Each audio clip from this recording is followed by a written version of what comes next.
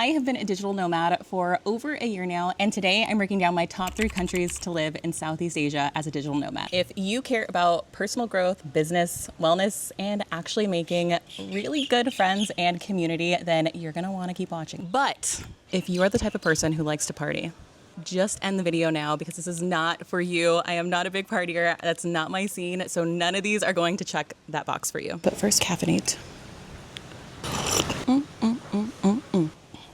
My lifeline. This first one is going to be a little controversial. For me, it is my absolute favorite, and that's going to be Bali. I know it's super crowded, overrated, there's trash everywhere. Traffic is probably going to be the worst that you ever see in your entire life. But in my opinion, I have not found another place that is so hyper condensed to where you're able to hyper focus on your fitness. They have the best gyms in the entire world. I stand by that. Nomad communities, events, workshops, the nature there. There's like an endless amount of waterfalls that you can go to that's only a drive away. Co-working spots are the absolute best, and you could probably try a new one every single week without ever finishing all of them. And Bali is one of the few places, in my opinion, where you will find a ton of like-minded people who also want to work all day. So if you wanted to wake up, do your gym routine, eat super healthy, probably some of the healthiest food ever, then you're not alone. You are going to be surrounded by people who are on the same mission as you, who want to grow their businesses and are okay working from sunup to sundown. I lived in Bali for about 7 months, and some of my favorite gyms while I were there, Obsidian. I would also say the Wrong gym is really good, and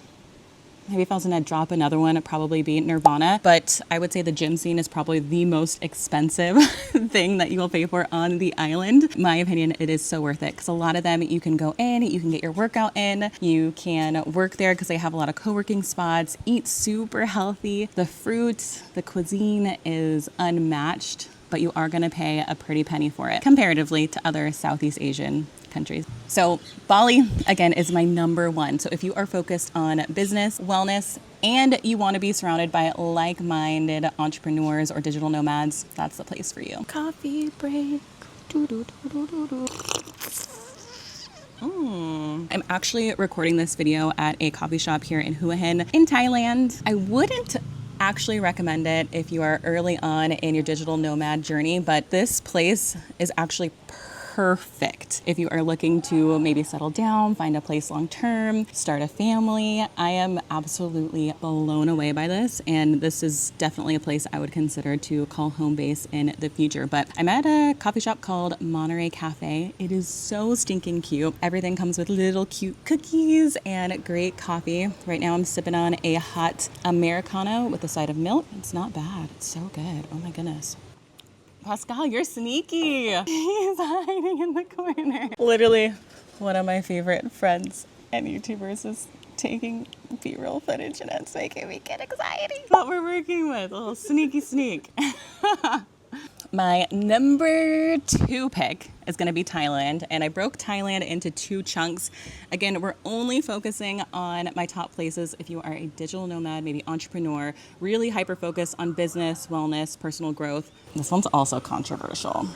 Oh man, I might get hate for this, but I do think that, oh God, I think I would put Phuket on one of the top places if that is you as a digital nomad in Thailand. My only downside to that island is that there's a ton of partying, which like I said is not my vibe. So it's this very small little corner of the island that is perfect if you are looking for great gyms, yummy food, a lot of other like-minded people who are trying to grow and be the healthiest versions of themselves. So really depends on where you go, but I'll put it right here, maybe like a little picture of where you need to be on the island. Phuket is also a little bit more expensive than anywhere else in Thailand too, so just be aware of that. Another place I would say that you must try out is going to be Chiang Mai. And I spent 3 months there. Actually, the guy who's doing this B-roll, which you will see like great clips probably in this video, he lived in Chiang Mai for a couple years. 5 years. So it's a great spot. It is amazing. To me, it felt like, I would say the culture is unmatched. It almost feels like it's untouched by a lot of foreigners coming in and kind of like destroying the beautiful land of smiles, but also has everything you would need, from cute coffee shops to the co-working. There's elephants that are just a drive away, a ton of different hikes, mountains, activities, different things that you can do. So I would add that to the top of your list. Something else that's super special about Chiang Mai is that it is a well-known digital nomad hub. And with that comes a lot of workshops, networking opportunities, things that you can do to get plugged in and build a great community of friends. When you're traveling as a digital nomad, it's super easy to start feeling alone and isolated. And sometimes you can just bury yourself into work so much that you forget to even go outside. In Chiang Mai, it's a little hard to do because everywhere you're walking, there's foreigners, other digital nomads, so it's super easy to connect, and everyone was super friendly when I went. The one downside to Chiang Mai is that it is not by the ocean, and for me, I need the ocean. If it's not by the ocean, unfortunately, I can't make that a long-term home. That is why I ended up leaving there. But I could see myself spending a couple months there. It just wouldn't be home base for me. Sorry, Chiang Mai. The last place on my list, which doesn't mean it's the worst. I would say it's rivaling Bali. Honestly, yeah, it's kind of rivaling Bali in my opinion. I just recently went there, so it's number 3 on my list, but that's gonna be Vietnam, and specifically Da Nang and Hoi An. I went to Da Nang for a digital nomad conference. One of my friends invited me, and I completely fell in love.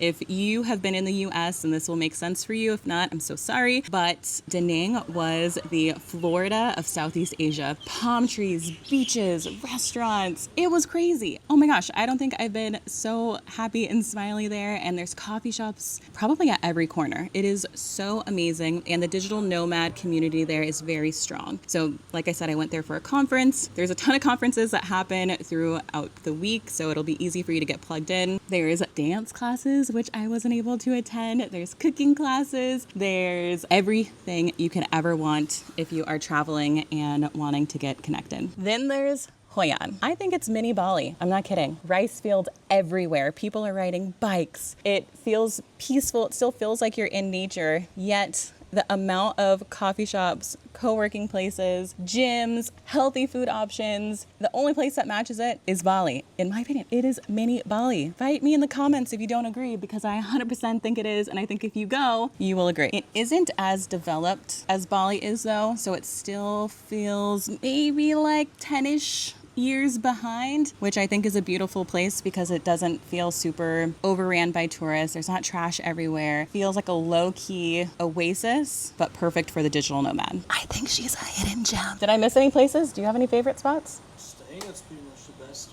sums it up. Chiang Mai It's was safe. rated the safest city in the world. It did? Mm-hmm. Okay, you heard it here I first. Facebook post of them, of course, If it's on Facebook, it's true. As of 2025, Chiang Mai has been rated the safest place to be in the world.